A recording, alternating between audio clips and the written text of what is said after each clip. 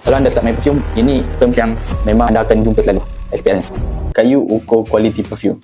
Untuk quality perfume, kita pakai SPL. S ni untuk silage ataupun silage. Terpulangan sebutan dia. Anda nak sebut macam mana? Maksud dia, kuat tak bau yang ditinggalkan bila pemakai meninggalkan tempat tu? Senang kata bau tinggal belakang tak. Macam mana nak tahu bau tinggal belakang kan? Biasanya dia akan ada rating daripada orang-orang yang dah pakai perfume tu, yang dah test perfume tu. Biasanya bukan daripada pengeluar lah, biasanya daripada customer sendiri. So, boleh tengok dekat review-review. Yang kedua adalah projection. Projection ni simple je, kuat tak bau untuk dibau oleh orang sekeliling pemakai tu. Kalau saya pakai perfume dan saya dalam satu bilik, online bau tak bau dia. So itulah projection. So kalau saya pakai perfume dan orang depan saya tak perasan bau perfume saya, maksudnya projection dia low dan rating dia rendah lah.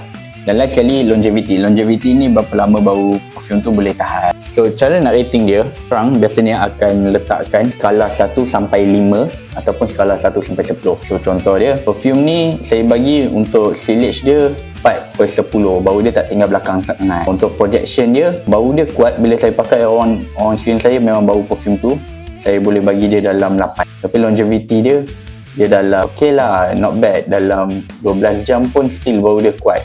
Saya boleh bagi dia 7/10. So 4, 8, 7. So kita gabungkan 4, 8, 7 jadi 19 bahagi 3.